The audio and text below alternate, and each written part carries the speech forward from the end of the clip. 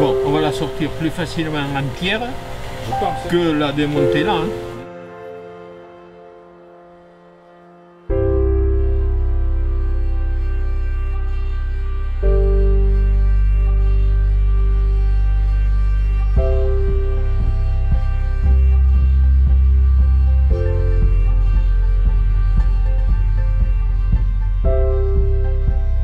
J'ai dit, on le tourne un peu, on le couche.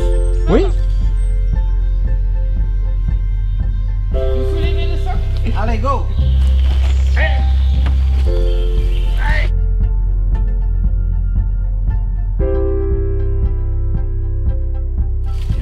Ah, on a la carapace de la tortue. Et voilà. Tada!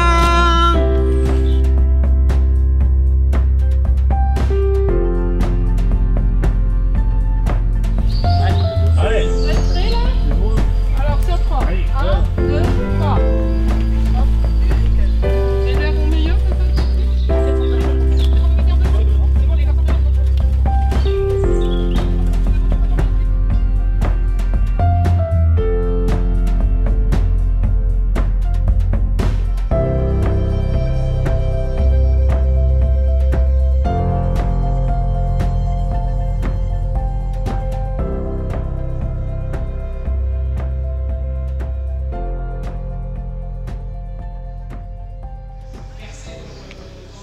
La première chose, c'est faire une bilan sanitaire et une constat d'état en fait avant tout travail.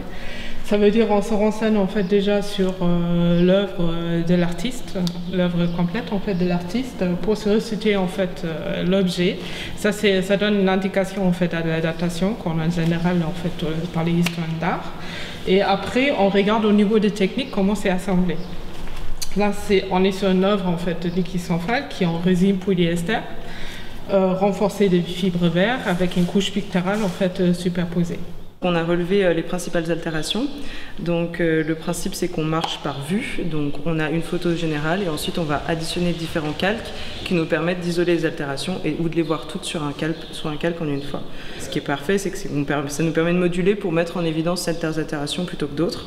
Toutes les surfaces horizontales ou toutes les surfaces où il y a eu un ruissellement d'eau ont été les plus altérées. Les surfaces qui sont aussi notamment exposées au soleil présentent des altérations les plus importantes.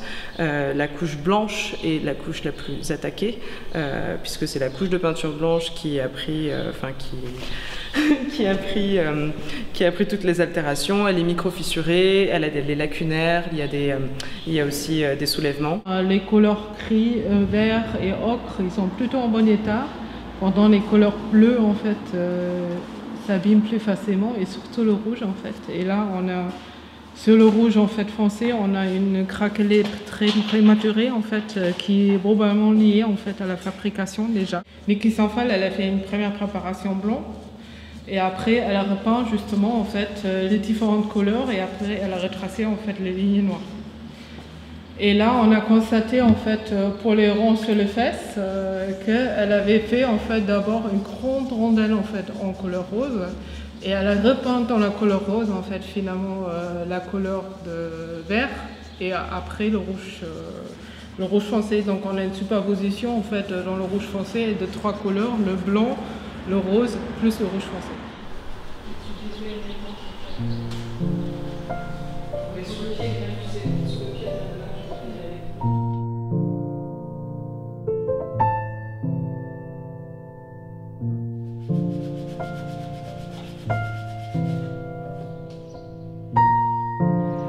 Usually the new colors are too bright or too intense, and I think all of them needs a little bit of gray to match the muddy or dusty or so tone. Zu grau, ja, zu wenig.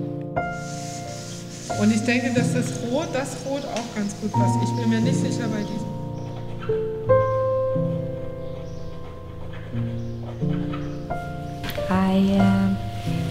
Just now I marked the areas where I did tests for the retouching of the white paint, And I'm not so happy with the paint as it is at the moment because the white varies also slightly in shade. Sometimes it's more gray, and if it's eroded a bit, you can also see the pink underlayer.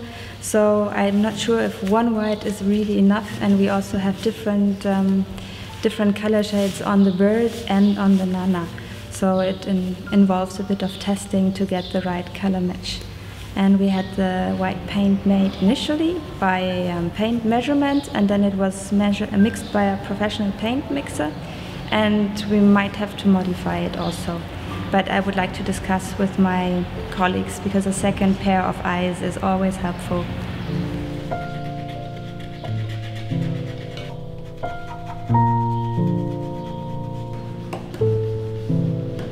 Là, je suis en train de nettoyer les salissures sur le rocher, sur le socle de la sculpture. Et donc je les nettoie avec un solvant à l'éthanol. Et après, une fois décollé avec l'éthanol, je finis la surface avec de la fibre de verre, de manière à avoir une accroche pour la future peinture qu'on va appliquer.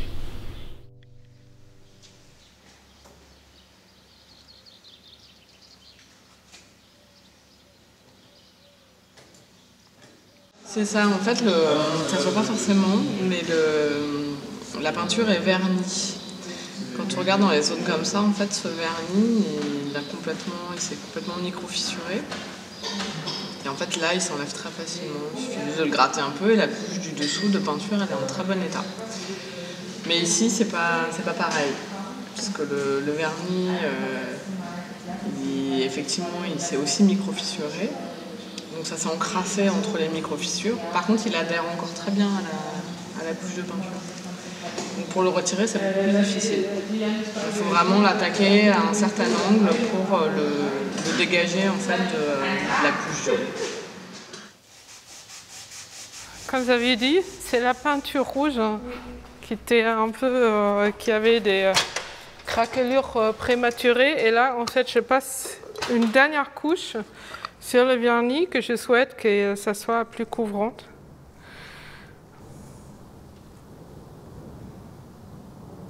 Qui nous permettent un petit peu plus avoir une finalisation plus couvrante à la fin. Hop.